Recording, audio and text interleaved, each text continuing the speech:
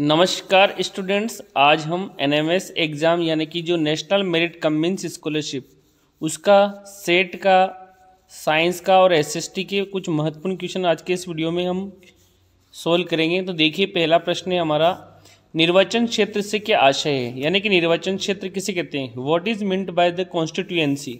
तो देखिए यहाँ पे ऑप्शन दिए गए हैं, वह क्षेत्र जहाँ से जनता अपना प्रतिनिधि चुनती है, वह क्षेत्र जहाँ से विभिन्न प्रकार के खनिज निकलते हैं, जहां देश की राजधानी हो और निर्वाचित प्रतिनिधि की बैठक का स्थान। तो देखिए, ऐसा क्षेत्र जहां से जनता अपना प्रतिनिधि चुनती है उसको कहते हैं निर्वाचन क्षेत्र, यानी कि जो ऑप्शन जो फर्स्ट है वह आपका करेक्ट आंसर है।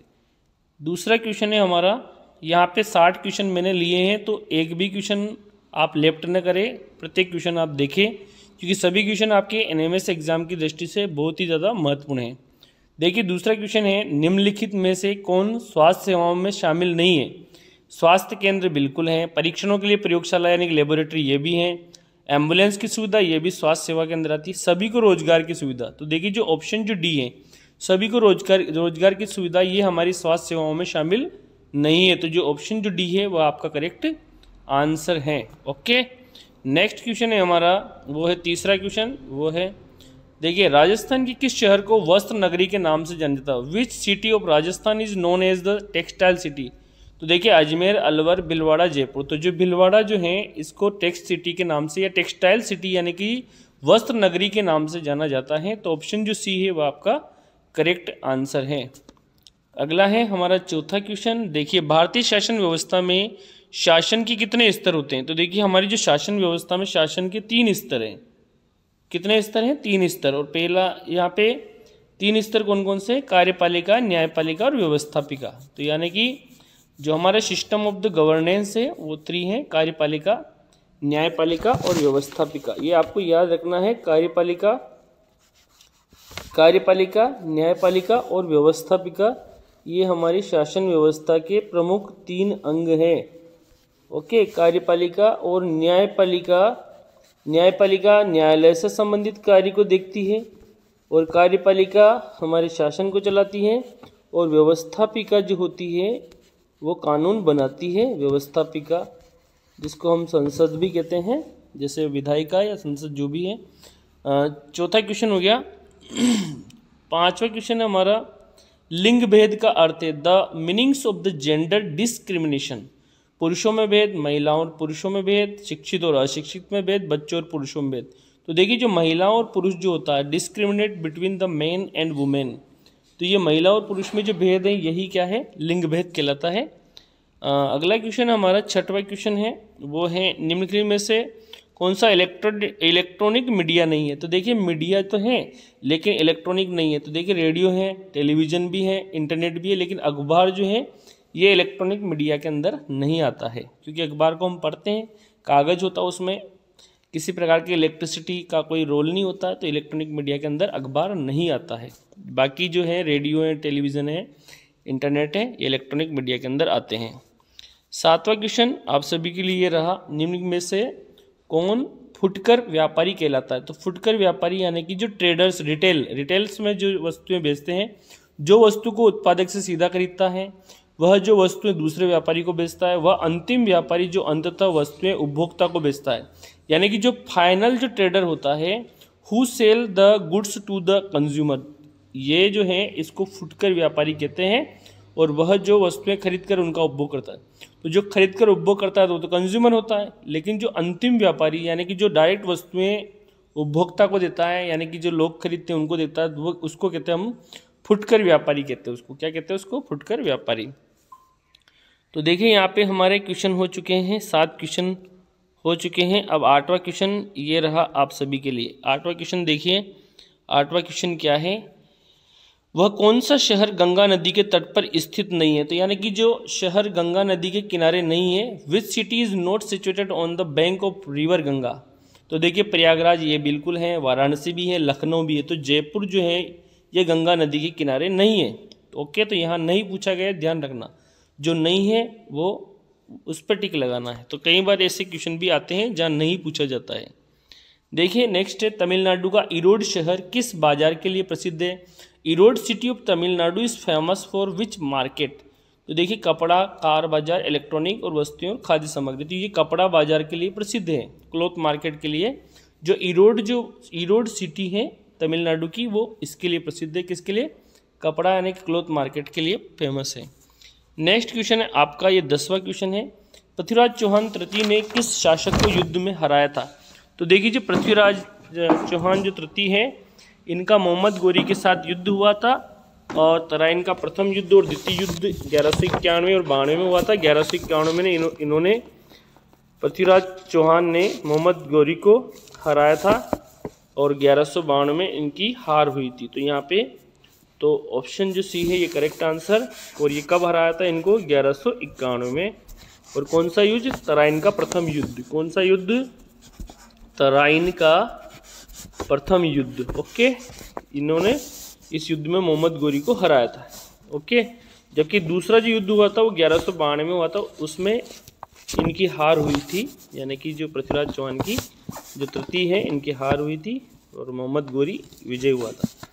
किसके अंदर? 1192 में, दूसरे वाले में। ओके, तो यहाँ पे इन्होंने जो हराया था पृथ्वीराज चौहान तृतीय ने, किसको हराया था? मोहम्मद गोरी को। और कौन से वाले में? तराइन के प्रथम युद्ध में। नेक्स्ट जो है हमारा 11वां क्वेश्चन वो रहा, निम्नलिखित में से कौन सा जोड़ा सही सुमेलित है? तो सही सुमेलित कौन सा है? देखिए राष्ट्रकूट तमिलनाडु।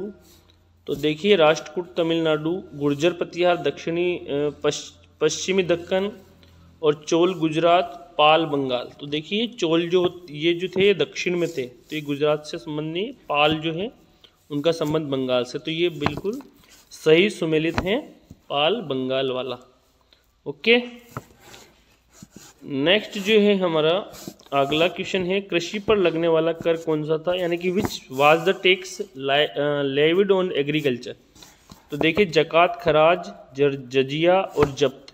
तो देखिए जजिया जो कर हैं और ये खराज, तो यहाँ पे हमारा जो आंसर है खराज आएगा, यानी कि जो खराज कर ये एग्रीकल्चर पर लगता था।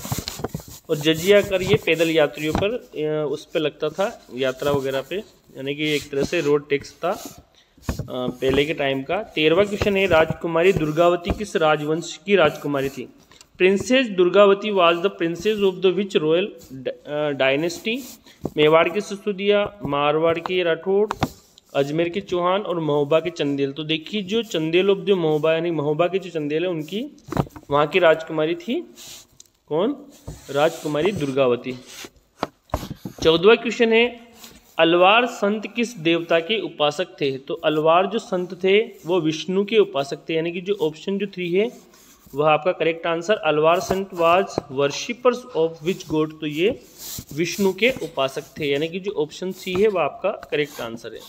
15वां क्वेश्चन देखिए, मीराबाई का विवाह कौन से राजघराने में हुआ था? तो देखिए मीराबाई का जो विवाह है वो देखिए मेवाड़, मारवाड़, मेवाड़ के सिसोदिया, मारवाड़ के राठौड़, जैसलमेर के भाटी, बूंदी के हाड़ा। तो जो मेवाड़ के सिसोदिया वंश है इनमें जो है भोजराज के साथ हुआ था, ये भी आपको याद रखना है। किसके साथ हुआ था? भोजराज के साथ हुआ था। ओके, नेक्स्ट जो है 16वां क्वेश्चन आप सभी के लिए, सिख धर्म से संबंधित पवित्र जो धर्म ग्रंथ हैं। तो देखिए the holy book related to the Sikhism, Ramayan, Quran, Guru Granth साहब और बाइबल। तो गुरु ग्रंथ जो साहिब हैं ये सिख धर्म से संबंधित ग्रंथ हैं, पवित्र धर्म ग्रंथ हैं। 17वां क्वेश्चन देखिए आप सभी के लिए, 17वां क्वेश्चन, राधा कृष्ण से संबंधित पौराणिक घटनाओं का लोक नाट्य में प्रस्तुतिकरण को कहते हैं? The presentation of the mythological events related to Radha Krishnan in folk drama is called, इसे कहते हैं। देखिए ऑप्शन दिए हैं हमारा, रासलीला, रामलीला, तमाशा और भरतनाट्यम। तो इसको रासलीला कहते हैं। तो रासलीला रिलेटेड है राधा कृष्ण फोल्क ड्रामा से, तो रासलीला यानी कि जो ऑप्शन जो ए है वह आपका करेक्ट आंसर है। नेक्स्ट जो है 18वां क्वेश्चन, निम्नलिखित में से जल मंडल में शामिल नहीं है। तो देखिए which of the following is not included in the hydrosphere? तो देखिए नदी शामिल है, समुद्र भी शामिल है, मैदान और महासागर। तो यहाँ पे जो मैदान है इनका जल मंडल से कोई संबंध नहीं है, यहाँ हमें शामिल नहीं पूछा है। तो यानी कि जो ऑप्शन जो सी है वो आपका करेक्ट आंसर है। अगला क्वेश्चन 19वां क्वेश्चन, पृथ्वी की सतह की सबसे ऊपरी सतह को कहते हैं? The upper most surface of the earth is called. तो पृथ्वी की जो सबसे ऊपरी जो सतह है उसको अर्थ क्रस्ट कहते हैं, यानी कि परपटी कहते हैं। कई बार भू परपटी भी लिखा होता है, तो इसको भी याद रखना, भू परपटी यानी कि अर्थ क्रस्ट। ओके, तो पृथ्वी की जो सबसे ऊपरी जो सतह है जहाँ पे जो मिनरल्स यानी कि जो धातु खनिज वगैरह पाए जाते हैं। नेक्स्ट है 20वां क्वेश्चन, भू परपटी के नीचे का वह स्थान जहाँ से कंपन प्रारंभ होता है। तो यानी कि जो कंपन जो होता है, वाइब्रेशन, अर्थक्वेक जो होता है, the place beneath the earth crust where vibration being is called. इसे क्या कहते हैं? देखिए, अधिकेंद्र, भूकंप, उद्गम केंद्र और ज्वाला। तो इसको उद्गम केंद्र कहते हैं। उद्गम का मतलब जहाँ से शुरू होता, ओरिजिन फोकस कहते हैं इसको। तो यानी कि जो ऑप्शन जो सी है वह आपका करेक्ट आंसर, यानी कि यहाँ से भूकंप की शुरुआत होती है। नेक्स्ट क्वेश्चन आपका 21वां क्वेश्चन, पृथ्वी के वायुमंडल की वह कौन सी परत है जिसमें मौसम संबंधी घटनाएं होती है। तो देखिए, which is the layer of the earth atmosphere in which meteorological phenomena occur. शोभ मंडल, समताप मंडल, मध्य मंडल, बाहरी मंडल। तो देखिए, जो ट्रोपोस्फेयर यानी कि जो शोभ मंडल है, यहाँ पे ये जो घटनाएं होती है मौसम संबंधी घटनाएं। ओके, जबकि समताप मंडल में जो तापमान है एक जैसा बना रहता है। तो जो मौसम संबंधी घटनाएं शोभ मंडल में होती है। 22वां क्वेश्चन, और देखिए, गर्म महासागरीय धाराएं कहाँ उत्पन्न होती है। तो देखिए, where do warm oceans current usually originate. तो ध्रुवों के निकट, भूमध्य रेखा के निकट, ध्रुवों और भूमध्य रेखा के निकट उपरोक्त। तो जो गर्म जो धाराएं हैं ये भूमध्य रेखा के निकट यानी कि जो इक्वेटर्स जो होता है वहाँ से ये स्टार्ट होती है और वहाँ से उत्पन्न होती है। तो यानी कि जो ऑप्शन जो बी है वो आपका करेक्ट आंसर है इस प्रश्न का। अगला क्वेश्चन है 23वां क्वेश्चन है, भूमध्य रेखीय प्रदेश स्थित है। तो भूमध्य रेखीय प्रदेश क्या है? तो ये बीच का जो क्षेत्र है इसको भूमध्य रेखीय प्रदेश कहते हैं। तो ये जो बीच वाला जो 0 डिग्री है इसके दोनों तरफ का 10-10 डिग्री यानी कि उत्तरी और दक्षिणी 10-10 डिग्री जो है, यानी कि 10 डिग्री उत्तरी अक्षांश से 10 डिग्री दक्षिणी अक्षांश के जो मध्य का जो क्षेत्र है इसको हम कहते हैं इक्वेटोरियल रीजन। तो यानी कि भूमध्य रेखीय प्रदेश। तो यानी कि जो ऑप्शन जो ए है वो आपका करेक्ट आंसर है इस प्रश्न में। Okay, equatorial region. नेक्स्ट जो है हमारा 24वां क्वेश्चन, टुकन पक्षी कहाँ पाया जाता है। तो देखिए, टुकन पक्षी बड़ी चोंच के लिए फेमस है। ऐसी इस तरह की बड़ी चोंच होती है इसमें, इस तरह की टुकन पक्षी की बहुत बड़ी चोंच होती है। तो टुकन पक्षी जो होता है बहुत बड़ी चोंच के लिए, और ये अमेजन जो है अमेरिका के वहाँ ये पाया जाता है। Where is the toucan birds. तो ये अमेजन्स के जंगलों में पाया जाता है टुकन पक्षी। बहुत बड़ी लंबी चोंच के लिए प्रसिद्ध है ये पक्षी। 25वां क्वेश्चन, और जनसंख्या घनत्व क्या है। तो देखिए, जनसंख्या घनत्व यानी पॉपुलर डेंसिटी क्या है। तो 1 वर्ग किलोमीटर क्षेत्र में रहने वाले लोगों की संख्या को कहते हैं पॉपुलेशन डेंसिटी। यानी कि जो ऑप्शन जो सी है वो आपका करेक्ट आंसर। विशेष क्षेत्र की जनसंख्या, विशेष समुदाय, स्थान विशेष। तो यहाँ पे जो ऑप्शन जो सी है यानी कि 1 किलोमीटर के एरिया में जो रह रहे हैं जो पब्लिक है उसकी जो संख्या है वही आपकी डेंसिटी कहलाती है। 26वां क्वेश्चन, एक सींग वाला गेंडा किस क्षेत्र में पाया जाता है। In which regions is the one horn, यानी कि जो एक सींग का गेंडा कहाँ पाया जाता है। तो देखिए, जो एक सींग का जो गेंडा है ब्रह्मपुत्र के मैदान, डेल्टा क्षेत्र, बंगाल की खाड़ी, उत्तर पूर्वी पठारी क्षेत्र। तो ये ब्रह्मपुत्र की जो मैदान है वहाँ ये पाया जाता है एक सींग का गेंडा। और स्पेशली एक सींग के गेंडे के लिए जो प्रसिद्ध जो अभ्यारण्य है वो है काजीरंगा अभ्यारण्य। और ये कहाँ पे है? ये है असम में। तो याद रखना है, काजीरंगा जो अभ्यारण्य है वो कहाँ है? असम में है। और ये काय के लिए प्रसिद्ध है? ये एक सींग के गेंडे यानी कि राइनासोर जो होता है वन हॉर्न, उनके लिए प्रसिद्ध है काजीरंगा असम के अंदर। ओके, नेक्स्ट जो है हमारा 27वां क्वेश्चन, बंगाल टाइगर कहाँ मिलते हैं। Where are Bengal tiger found. तो देखिए, बंगाल जो टाइगर है बंगाली क्षेत्र में यानी कि पश्चिम बंगाल वाले एरिया में। और पश्चिम बंगाल वाला जो एरिया होता है डेल्टा क्षेत्रों में। यानी कि डेल्टा क्षेत्र जो होता है, सबसे बड़ा जो डेल्टा है वो पश्चिम बंगाल में है। बंगाल की खाड़ी हम कहते हैं उसको। पर्वतीय क्षेत्र अमेजन वन और ब्रह्मपुत्र के। तो यहाँ पे डेल्टा क्षेत्र में, यानी कि जो ऑप्शन जो बी है वो आपका करेक्ट आंसर। 27वां क्वेश्चन। 28वां प्रश्न है हम आपका, गंगा नदी के संरक्षण के लिए कौन सा कार्यक्रम शुरू किया? तो इसको देखिए, गंगा नदी, विच programme was launched for the conservation of river Ganga? Namami Gange, हरित गंगे, स्वच्छ गंगे और सदा नीरा जलधारा योजना। तो जो नमामि गंगे प्रोग्राम है, ये गंगा नदी की सफाई के लिए, गंगा नदी के संरक्षण के लिए शुरू किया गया है। अगला 29वां क्वेश्चन है, सहारा रेगिस्तान किस महाद्वीप में स्थित है? In which continents is the Sahara desert located? Asia, Africa, उत्तरी अमेरिका, यूरोप। तो ये जो अफ्रीका महाद्वीप है, इसमें विश्व का सबसे बड़ा जो रेगिस्तान है, डेजर्ट है सहारा, वो अफ्रीका महाद्वीप में है। तो ऑप्शन जो बी है वो आपका बिल्कुल करेक्ट आंसर। 30वां प्रश्न, पृथ्वी के सबसे ठंडे स्थानों में से एक द्रास कहाँ पर स्थित है? यानी कि पृथ्वी का जो सबसे ठंडा स्थान है, वो जो स्थान है उसका नाम है द्रास। वो one of the coldest place on earth Dras is located. तो द्रास जो है लद्दाख, हिमाचल, जम्मू कश्मीर और शिमला। तो ये जो द्रास क्षेत्र है लद्दाख में है। तो यानी कि लद्दाख जो है ना कि ऑप्शन जो ए है ये आपका करेक्ट आंसर है। तो देखिए, हमने 30 क्वेश्चन कर लिए। ये आपके सेट के अंदर बहुत ही ज़्यादा महत्वपूर्ण रोल प्ले करेंगे, तो इन क्वेश्चन को आपको ध्यान रखना है। अब हम बात करते हैं साइंस के क्वेश्चन की। तो देखिए, 30 क्वेश्चन और मैं साइंस के ले रहा हूँ, तो इसको वीडियो को लाइक करें और शेयर करें। अब 30 क्वेश्चन और साइंस के हैं आपके, जिसमें पहला प्रश्न है, बीजों का बड़े पैमाने पर पीड़कों से सुरक्षित किया जाता है। तो seeds are protected from the pests on a large scale. तो इसको कहते हैं, किसके द्वारा हम बीजों को बड़े पैमाने पर पीड़क से सुरक्षित करते हैं? तो साइलो और भंडार गृह में। तो बिल्कुल ये दोनों ही हैं। यानी कि जो साइल होते हैं, जो बड़ी बड़ी लोहे की जो होती हैं, बहुत बड़ी बड़ी जो आकार की कोटियाँ होती हैं जिनमें अनाज को रखा जाता है। और भंडार गृह यानी कि वेयर हाउस, तो इनके अंदर साइलोज और भंडार गृह यानी कि वेयर हाउस, इन दोनों में हम क्या रखते हैं? अनाज को रखते हैं, बीजों को रखते हैं।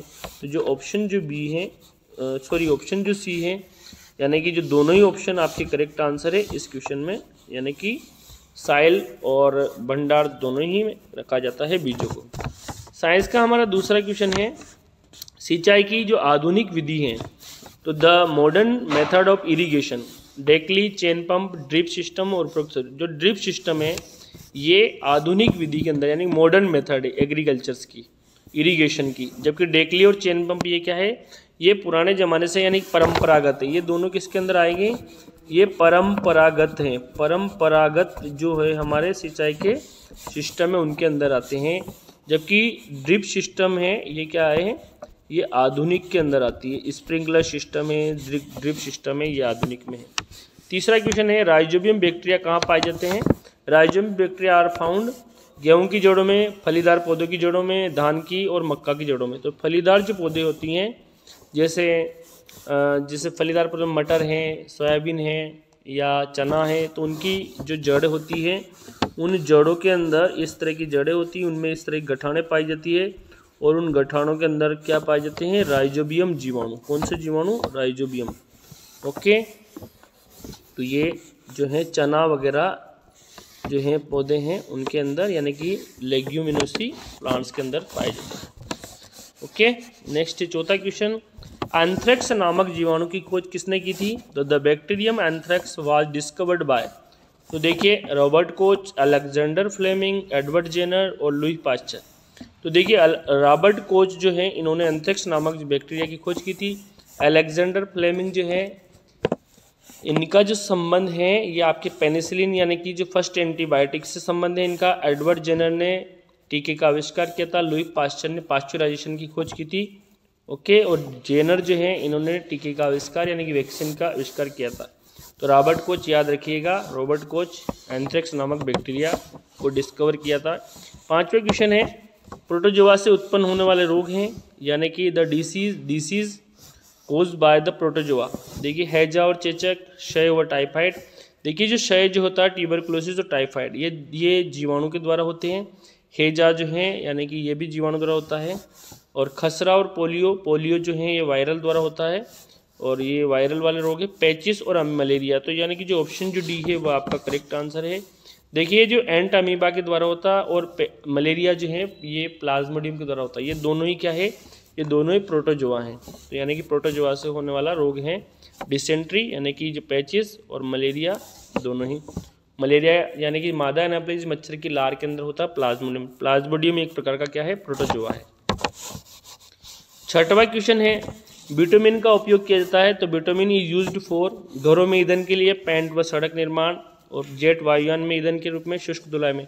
तो पेंट यानी कि जो कलर होते हैं वो, और रोड कॉन्स्टिट्यूशन यानी कि जो सड़क निर्माण में डामर जो होता है वही बिटुमिन होता है। ओके, तो 6 क्वेश्चन हो चुके हैं। हमारा 7वां प्रश्न है, काला सोना किसे कहते हैं, ब्लैक गोल्ड। तो देखिए, कोयले को, पेट्रोलियम को, पेट्रोल को, द्रवित एलपीजी गैस को, यानी कि द्रवित पेट्रोलियम गैस। तो यानी कि जो पेट्रोलियम जो होता है, जो कच्चा तेल होता है, क्रूड ऑयल, उसको हम क्या कहते हैं, काला सोना कहते हैं।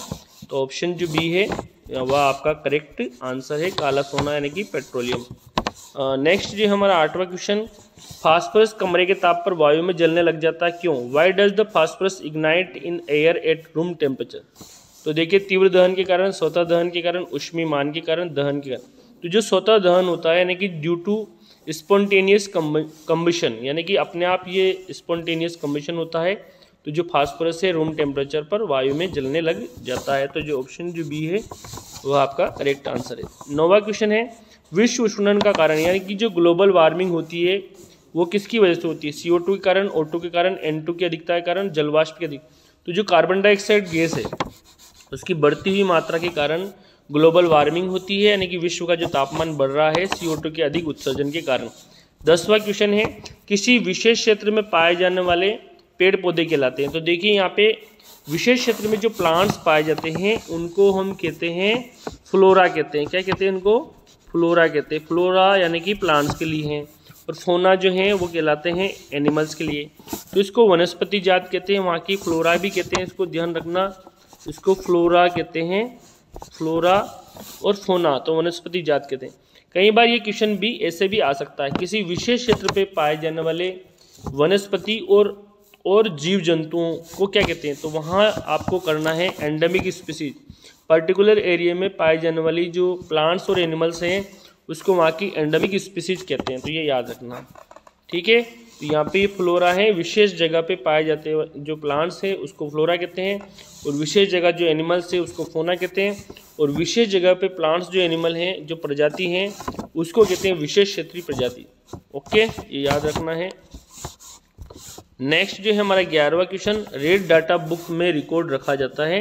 द रेड डाटा बुक जो है वन्य प्राणियों का, संकटापन्न स्पीसीज का, विशेष क्षेत्रीय स्पीसीज का, राष्ट्रीय उद्यान का। तो जो संकटाग्रस्त हैं यानी कि एंडेंजर्ड जो स्पीसीज है जिनकी संख्या कम होती जा रही है, उनका रिकॉर्ड हम रेड डाटा पुस्तक यानी कि लाल आंकड़ा पुस्तक में रखते हैं। तो ये आपका ऑप्शन बी हो गया। अगला है हमारा 12वां क्वेश्चन, निषेचन के पश्चात निर्माण होता है, आफ्टर फर्टिलाइजेशन।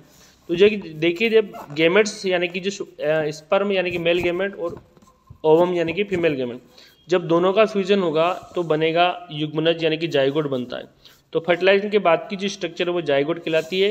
अंडाणु और शुक्राणु जब दोनों मिलेंगे, स्पर्म और ओवम, तो इसको हम कहते हैं, क्या कहते हैं इसको? फर्टिलाइजेशन। क्या कहते हैं इसको? फर्टिलाइजेशन। ओके, जब फर्टिलाइजेशन हो जाएगा तो जो स्ट्रक्चर बनेगी वो क्या कहलाएगी?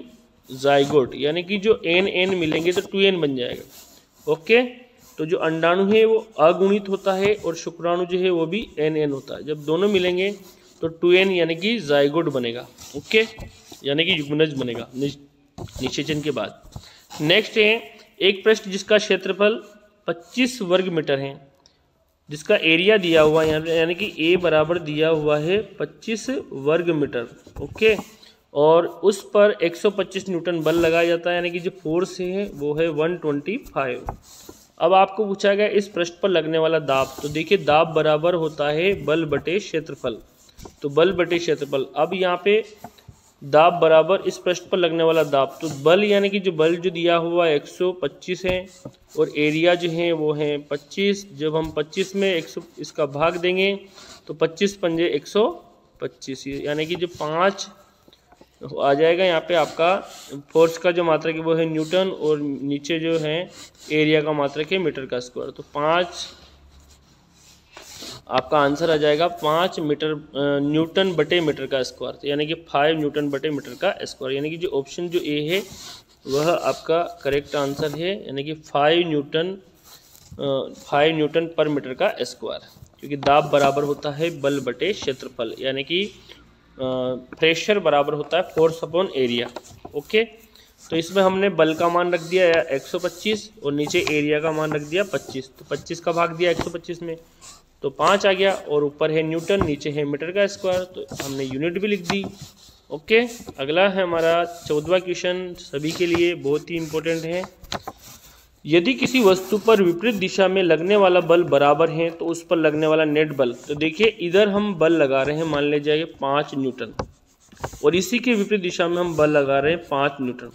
तो जब दोनों तरफ जो बल हैं, यानी कि जो टोटल जो है F1 और दूसरा है F2, दोनों का योग, तो देखिए एक जो है वो है 5 न्यूटन, दूसरा जो है एक तो है प्लस में और दूसरा जो है इसके विपरीत दिशा में, तो वो है दोनों को हम जोड़ के यहाँ पे कर देंगे -5 न्यूटन। तो यानी प्लस माइनस यहाँ पे हो जाएगा माइनस। तो देखिए 5 में से जब 5 न्यूटन जाएगा तो टोटल जो बल हो जाएगा वो हो जाएगा 0। तो यानी कि न्यूटन जो है टोटल जो फोर्स है वो हो जाएगा 0, यानी कि 0 हो जाएगा। जैसे एक रस्सी को हम इधर भी खींचते हैं, दूसरा उधर खींचता है अगेंस्ट दिशा में, तो टोटल जो फोर्स है वो 0 होता है। ओके, तो यहाँ पे 0 आ जाएगा।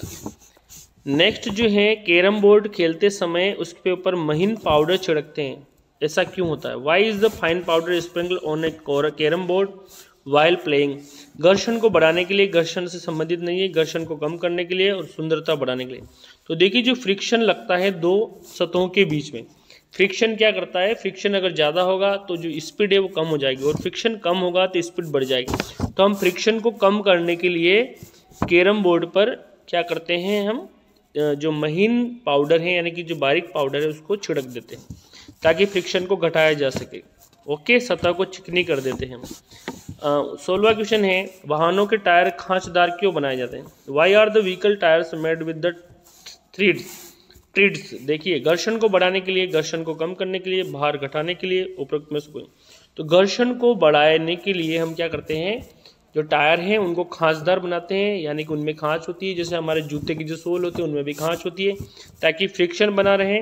और घर्षण जब बढ़ेगा तो हम जो है स्पीड को कंट्रोल कर सकते हैं, क्योंकि जब टायर रोड पे चलेंगे तो रोड और टायर के बीच में घर्षण बना रहना ज़रूरी है, क्योंकि जब हम ब्रेक अप्लाई करते हैं तो ब्रेक लग जाए और टायर रुक जाए, क्योंकि घर्षण के कारण ही जो वस्तु है उसके ऊपर ब्रेक लगता है, और दो वस्तुएं की कॉन्टेक्ट में आने से घर्षण यानी कि फ्रिक्शन होगा। ओके, नेक्स्ट जो है हमारा 17वां क्वेश्चन, विद्युत धारा के तापीय प्रभाव पर आधारित युक्ति है। The device based on the thermal effect of electric current. देखिए हीटर बिल्कुल ये भी हैं, प्रेस ये भी हैं, बल्ब भी हैं, उपरोक्त सभी, यानी कि ये जो सभी हैं इन सभी के अंदर जब हम करंट प्रोवाइड करेंगे तो सब हीट रिलीज करेंगे, यानी कि उष्मा मुक्त करते हैं।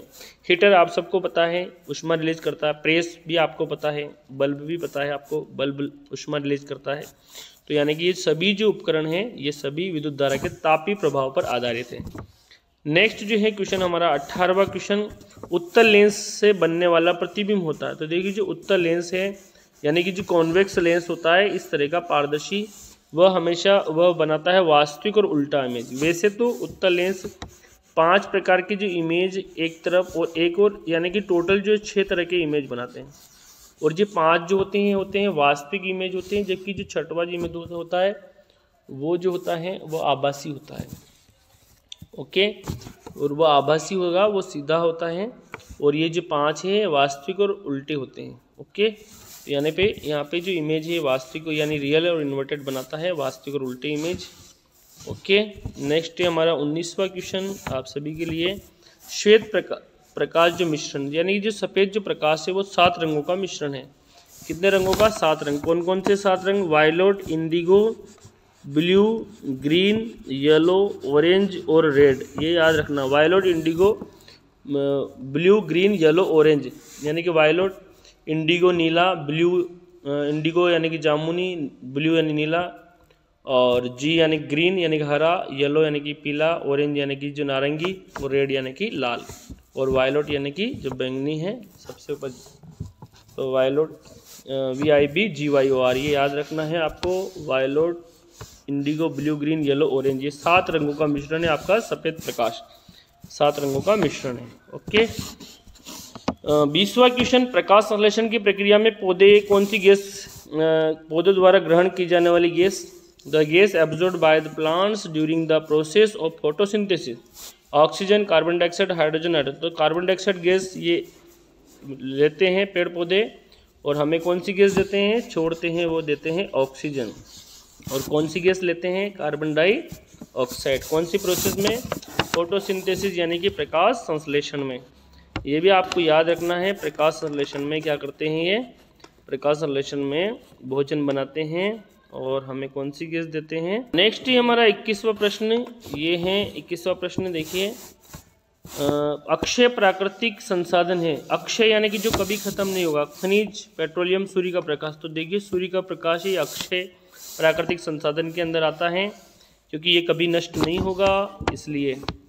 22वां जो है, निरापद माचिस के सिरे पर लगा होता है, जो यानी कि जो tip of the safety match contents. तो जो माचिस की जो तीली होती है उसके ऊपर लगा रहता है। एंटीमनी ट्राइसल्फाइड और पोटेशियम क्लोराइड, ये याद रखना है। एंटीमनी ट्राइसल्फाइड यानी कि जो SbS3 एंड और पोटेशियम क्लोराइड जिसका KClO3, इसका फॉर्मूला भी आपको बताता हूँ, ये लगे रहते हैं। यहाँ सोडियम क्लोराइड, पोटेशियम क्लोराइड ये गलत हैं, और अमोनियम क्लोराइड जिसका फॉर्मूला है NH4Cl, ये भी नहीं लगा रहता है, और सोडियम क्लोराइड ये भी नहीं लगा रहता है, और HCl और पोटेशियम क्लोराइड। तो यहाँ पे कि पोटेशियम क्लोराइड KClO3, तो आपका जो ऑप्शन जो है ये है एंटीमनी ट्राइसल्फाइड और पोटेशियम क्लोराइड, ये लगे रहते हैं माचिस की तीली में। 23वां प्रश्न है, जल को रोगाणु मुक्त करने वाला रसायन है। तो देखिए, जो क्लोरीन और ओजोन गैस है, क्लोरीन यानी कि Cl2 और ओजोन यानी कि O3, ये क्या करते हैं, रोगाणु जो हैं उनको मुक्त कर देते हैं, यानी कि जो केमिकल डिसइंफेक्ट करते हैं ये वाटर को। ओके, क्लोरीन नाइट्रोजन नहीं है, ओजोन नाइट्रोजन नहीं है, नाइट्रोजन और ऑक्सीजन भी नहीं है। तो यहाँ पे यानी कि हमने 23 क्वेश्चन कर लिए। 24वां क्वेश्चन, सर्पी और स्थैतिक घर्षण से होता है। तो देखिए, यहाँ पूछा गया कि सर्पी जो घर्षण है वो स्थैतिक घर्षण से कम होगा या ज़्यादा होगा। तो देखिए, जो सर्पी यानी कि रोलिंग, जब पहिए जो होते हैं लगे रहते हैं और एक वस्तु डायरेक्ट कांटेक्ट में होती है, तो जब कोई वस्तु डायरेक्ट अगर ज़मीन के कांटेक्ट में होती है और एक जो है पहिया इसके कांटेक्ट में होता है, तो ये जो पहिया जब कांटेक्ट होता है, इस प्रकार के घर्षण को बोलते हैं सर्पी, और ये जो है डायरेक्ट ये कांटेक्ट में, इस प्रकार के इसको बोलते हैं स्थैतिक। इसको कौन सा घर्षण बोलेंगे, स्थैतिक। ये दोनों ही घर्षण के प्रकार है, ध्यान रखना। तो ये है रोलिंग और ये है स्टैटिक। तो जो सर्पी घर्षण जो होता है ये कम होता है, तो सर्पी घर्षण होगा कम, किससे, स्थैतिक से। ओके, क्योंकि सर्पी घर्षण में पूरी वस्तु कांटेक्ट में नहीं है, किसके, फर्श के। ओके, और स्थैतिक में पूरी कांटेक्ट में होती है। वनोन्मूलन का स्थायी हल है, यानी कि जो पेड़ पौधे कट रहे हैं इसका परमानेंट हल क्या करेंगे, रिफॉरेस्टेशन, यानी जंगलों को पुनः बनाएंगे। तो रिफॉरेस्टेशन करके अपन वनोन्मूलन से बच सकते हैं, यानी कि पेड़ पौधों को लगाएं तो ज़्यादा से ज़्यादा। 26वां क्वेश्चन है, हाइड्रोक्लोरिक अम्ल का फॉर्मूला है। तो हाइड्रोक्लोरिक अम्ल का फॉर्मूला है HCl। H2SO4 किसका फॉर्मूला है, ये सल्फ्यूरिक अम्ल का फॉर्मूला है, ये भी याद रखना आपको। किसका फॉर्मूला है, सल्फ्यूरिक अम्ल का। ओके, HNO3 ये किसका फॉर्मूला है, ये है नाइट्रिक अम्ल का। किसका फॉर्मूला है, नाइट्रिक अम्ल का। और CH3COOH ये किसका फॉर्मूला है, ये है एसिटिक अम्ल का। किसका फॉर्मूला है, एसिटिक अम्ल का, यानी कि सिरके का फॉर्मूला है। तो यहाँ पे हमारे 26 क्वेश्चन हो चुके हैं, 4 क्वेश्चन और बचे हैं। देखिए, हमारा 26 क्वेश्चन हो चुके हैं, 4 क्वेश्चन कुछ और बचे हैं। अम्लीय वर्षा, तो देखिए इसमें नाइट्रिक अम्ल, सल्फ्यूरिक अम्ल और जल। सल्फ्यूरिक अम्ल, हाइड्रोक्लोरिक अम्ल ये नहीं है, हाइड्रोक्लोरिक अम्ल, नाइट्रिक अम्ल ये भी नहीं है, और सल्फ्यूरिक अम्ल और एसिटिक अम्ल ये भी नहीं है। तो देखिए, नाइट्रिक अम्ल यानी कि HNO3 और सल्फ्यूरिक अम्ल और वाटर, जब ये तीनों मिलेंगे तो अम्ल वर्षा यानी कि एसिड रेन कहलाती है। 28वां क्वेश्चन, सेमीफाइनल चल रहा हमारा लास्ट में। लोहे को जंग से बचाने के लिए जस्ते की परत चढ़ाई जाती है लोहे पर। इस प्रोसेस को क्या कहते हैं, इसको गैल्वेनाइजेशन कहते हैं, यानी गैल्वेनीकरण कहते हैं। ओके, वल्कनीकरण, हाइड्रोजनीकरण की प्रक्रिया है। 28 क्वेश्चन हो गया। 29वां क्वेश्चन, चाल का मूल मात्रक क्या है, यानी कि चाल का SI यूनिट क्या है। तो देखिए, kilometre per minute, metre per minute, kilometre per hour, तो मीटर पर सेकंड, यानी कि मीटर पर सेकंड ये है चाल की SI unit. Okay, system of internal. और 30वां क्वेश्चन और आखिरी क्वेश्चन, किसी स्वस्थ व्यक्ति के शरीर का तापमान होता है। जो स्वस्थ व्यक्ति होता है उसका जो तापमान यहाँ पे सेल्सियस में पूछा गया है, तो 37 डिग्री सेल्सियस होता है। तो 37 डिग्री सेल्सियस होता है। अगर आपसे पूछा जाए फ़ारेनहाइट स्केल पर, तब भी याद रखना आपको 98.6 डिग्री फ़ारेनहाइट होता है। ये फ़ारेनहाइट का याद रखना। 98.4 भी है कई बार और 98.6 भी है। तो 98.6 फ़ारेनहाइट या 98.4 फ़ारेनहाइट ये याद रखना है। तो सेल्सियस में कितना है? सेल्सियस में 37 और फ़ारेनहाइट स्केल पे कितना है? 98.6। तो यहाँ पे हमने 30 क्वेश्चन कर लिए आपके। आई होप ये जो है क्वेश्चन आपके एनएमएस एग्जाम्स में काम में आएंगे। यहाँ पे साइंस के क्वेश्चन बहुत ही ज़्यादा महत्वपूर्ण लिए हैं, एसएसटी के क्वेश्चन भी बहुत ही ज़्यादा महत्वपूर्ण हैं। तो मिलते हैं नेक्स्ट वीडियो में। लाइक करें, शेयर करें और ताकि ज़्यादा से ज़्यादा बच्चों को लाभ मिले। Thank you.